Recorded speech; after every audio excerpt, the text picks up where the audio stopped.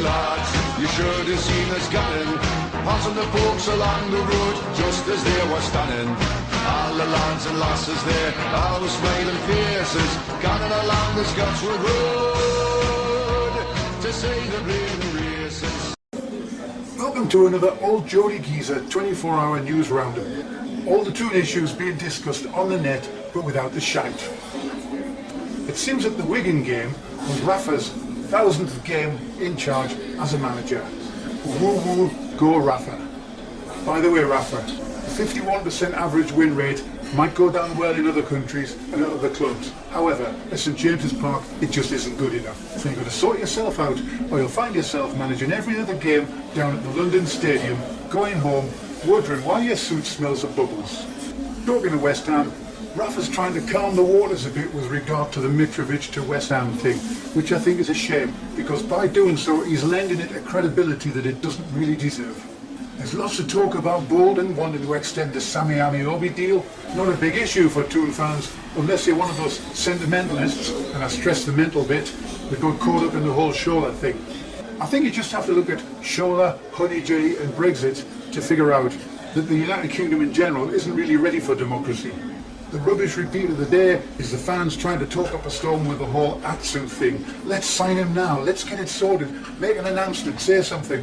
Personally, I think we give him another couple of weeks to see how he does over the busy festive season and then make a decision. Newcastle youngsters will take on Swansea in the next round of the FA Youth Cup.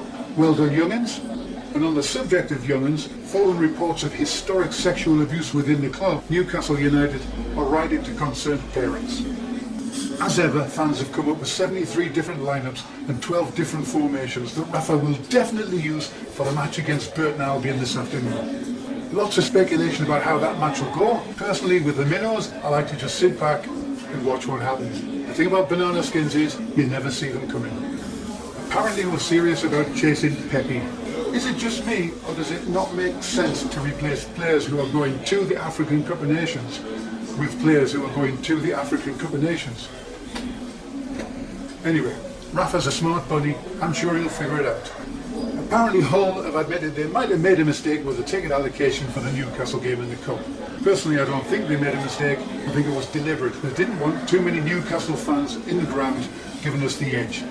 They might have lost a few quid on a few Newcastle fans, but now they've made it, and they're up in the allocation for the Manchester United game.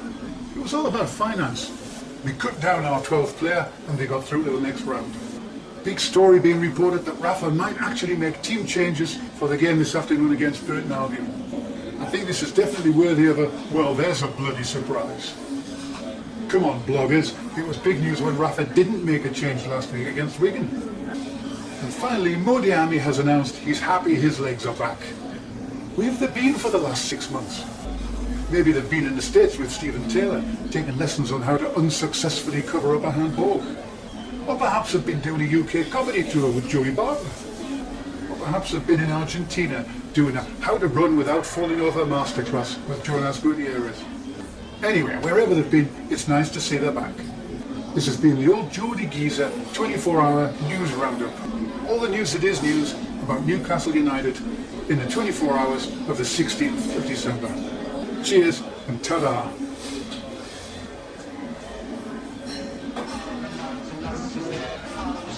What the hell was that?